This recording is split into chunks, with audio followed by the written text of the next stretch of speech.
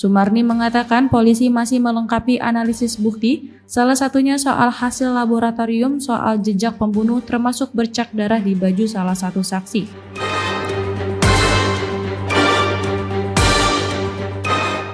Misteri siapa dalang pembunuhan ibu dan anak di Jalan Caga, Kabupaten Subang masih berlanjut. Diketahui polisi telah melakukan pemeriksaan terhadap 20 orang saksi dalam kasus pembunuhan ibu dan anak di Subang termasuk pacar korban Amalia Mustika Ratu dan suami korban Tuti bernama Yosef serta istri mudanya berinisial M.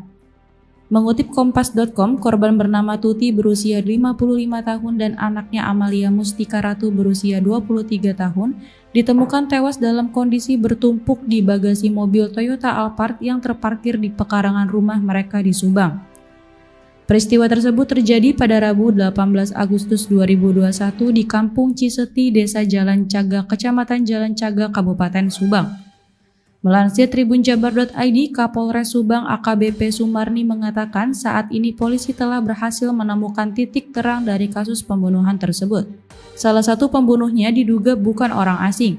Kesimpulan tersebut diambil dari bukti tidak adanya perusakan bagian rumah dan barang yang dicuri. Polisi berkesimpulan pembunuh ibu anak di Subang itu orang dekat kenal dengan korban. Sumarni mengatakan polisi masih melengkapi analisis bukti, salah satunya soal hasil laboratorium soal jejak pembunuh termasuk bercak darah di baju salah satu saksi. Berkaitan dengan dugaan pihak polisi pelaku berjumlah dari 1 orang, Sumarni menegaskan bukti dan indikasi mengarah ke sana. Dari hasil otopsi, polisi menyebut korban Tuti dan Amalia tewas mengalami luka retak di bagian tengkorak kepala diduga akibat benda tumpul. Sedangkan hasil olah tempat kejadian perkara yang dilakukan polisi menemukan ada jejak alas kaki di lantai rumah korban. Bukan itu saja, beberapa sidik jari pun tengah dilakukan analisa untuk mengungkap siapa pelaku pembunuhan tersebut. Secara terpisah, saksi Yosef suami korban dan selingkuhannya berinisial M sama-sama menyewa penasehat hukum untuk mendampingi mereka menjalani pemeriksaan.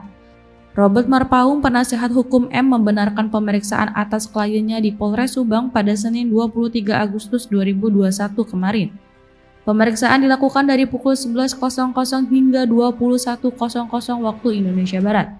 Selain itu, Yosef, suami korban, juga menyewa jasa pengacara Rohman Hidayat untuk mendampinginya selama penanganan kasus ini. Bukan tanpa alasan dia mendampingi Yosef dalam kasus ini. Menurut dia, selama pemeriksaan polisi menerapkan pasal 338 KUH Pidana tentang pembunuhan dan pasal 340 KUH Pidana tentang pembunuhan berencana. Demikian berita update terkini dan nantikan update berita lainnya hanya di kanal YouTube tribunbanten.com.